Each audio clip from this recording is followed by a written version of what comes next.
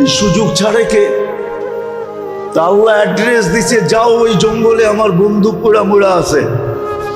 তো মুসা আলাইহিস সালাম পড়ছে বনি ইসরাইলকে নিয়া, যা দেখে ওই পুরান বদমাস মুড়া পোড়া আছে। আর বনি ইসরাইল ছিল গারতেরা জাতি। কি কি গার তেরা জাতি।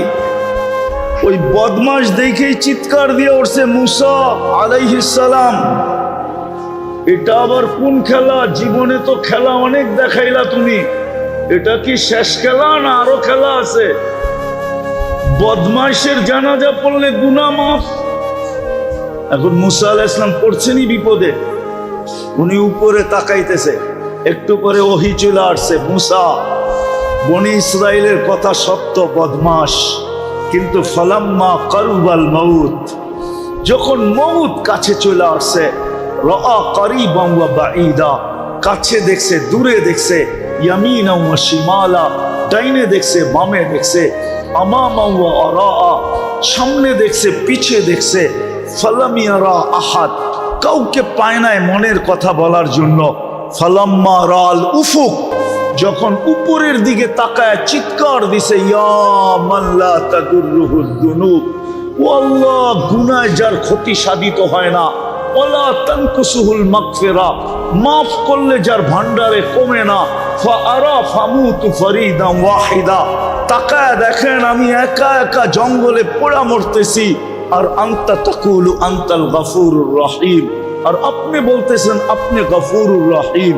যদি আমাকে মাফ না করলেন তো আপনি গফুরুর রহিম হয়ে আমার লাভটা হলো কি? আল্লাহ বলে, মুসা বনি ইসরাইলকে জিজ্ঞাসা কর, আমি কি জবাব দিব? তো মুসা আলাইহিস সালাম পুরা কাহিনী শোনায় বলছে, বল আল্লাহ কি জবাব দিবে? তো বনি ইসরাইল চিৎকার দিয়া বলতেছে, সাদাক্তা ইয়া রব্বি, রব আপনার সিদ্ধান্ত সঠিক। আল্লাহকে রাজি করা সহজ। এ তো একটা বললাম, আরো দুইটা বলি। ইব্রাহিম আলাইহিস সালাম মেহমান ছাড়া খাইতেন না। একদিন মেহমান দৌড়া নিয়ে আসছেন, প্লেটে বসায় দিছেন, এখন লোকমা উঠাবে, তখন জিজ্ঞেস করছে কার ইবাদত করো? আমি তো সূর্যের ইবাদত করি। আমি হইলাম খলিলুল্লাহ, আল্লাহর বন্ধু, আর তুমি করো সূর্যের ইবাদত, আর খাবে আমার খাওয়া, এটা হয় কি করে? তো উঠায় দিছে, না তোমাকে খাওয়া ঠিক হবে না। তো মাত্র ঘরের থেকে বাহিরে কয়েক কদম গেছে, আল্লাহ ওহী পাঠাইছে, খলিল 250 বৎসর 3 বেলা খাওয়াইতেছি, 3 বেলা, এক বেলা খাওয়াইলেন না, উঠায় দিলেন। ইব্রাহিম আলাইহিস সালাম পিছে পিছে দৌড়াইতেছে, যে বলছে চল ভাই প্লেটে চল, খাইতে চল। বলছে এত বড় নির্লজ্জ না, প্লেট থেকে উঠায় দিছ, আবার তোমার প্লেটে যাব?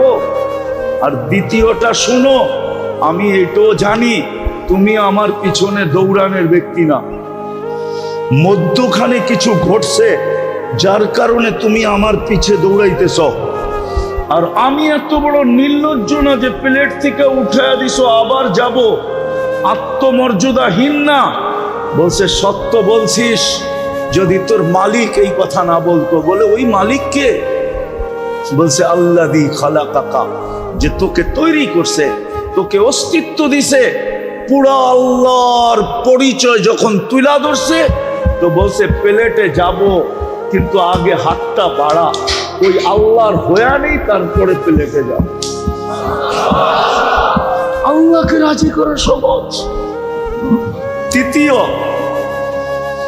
মূর্তির সামনে বসে বসে সানম সানম করতেছে, ভুলে বাহির হয়ে গেছে সামাদ। আল্লাহ জবাব দিছে, লব্বাইক ইয়া আবদি।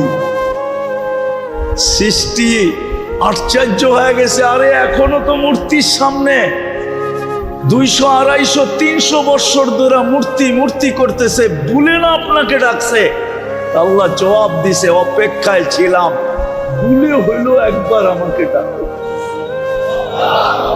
দ্বিতীয় জবাব দিছে আল্লাহ, 300 বৎসর ও সাড়া দেয় না, আর আমিও যদি সাড়া না দেই তো ওর আর আমার পার্থক্য রইল কোথায়? তুরাগের মানুষ ভালো মতে বোঝেন, যার যুবক ভালো মতে বোঝো, এই জীবনেই জীবন না, এই দিনেই দিন না। ওই প্রবাদ বাক্যই সত্য, এই দিনেই দিন না, আরো দিন আছে। এই দিন নিয়ে যাবে তোমাকে ওই দিনের কাছে। জানি না তোমরা যুবকরা প্রবাদ বাক্য বুঝবে কি বুঝবে না। এই দিন দিন না, আরো দিন। এই দিন নিয়ে যাবে তোমাকে ওই দিনের কাছে। ভালো মতে বুঝো, যাকে সবচেয়ে বেশি কাছে করা দরকার ছিল, যার কাছে সবচেয়ে বেশি হওয়া দরকার ছিল, যাকে সবচেয়ে বেশি ভালোবাসা দরকার ছিল, যাকে সবচেয়ে বেশি মহব্বত করা দরকার ছিল, যার সাথে সবচেয়ে বেশি প্রেম প্রীতির দরকার ছিল, যাকে সবচেয়ে বেশি সমীহা করা দরকার ছিল, যার নাম সারাদিন জপতে জপতে জপতে জপতে জপতে, আমি ওই হাদিস বলতে চাই না যে হাদিস আছে উযকুরিল্লাহ হাত্তা ইউকালু মাজনুন, এত বেশি আল্লাহ আল্লাহ বলো যে মানুষ তোমাকে পাগল বলতে শুরু করে। এত বেশি যাকে জপার দরকার ছিল।